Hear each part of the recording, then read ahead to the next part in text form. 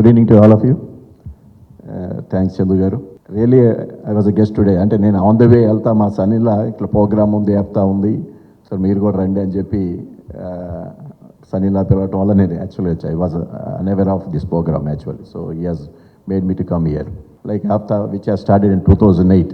I was personally there. I think Srinivas మీరు కూడా ఉన్నారు when Semeta Prasad has come to Guntur in 2008. We have given a lot of scholarships to all the poor students at Guntur. So ఆ రోజు అప్పుడు కూడా because I was very much surprise. ఆ రోజు 2008లో ఈ యాప్టా వచ్చినప్పుడు నేను ఆల్రెడీ 94లో మా ఫాదర్ పేరుతో 94 నుంచి until 2009 we're giving scholarships to lot of poor students for the community people.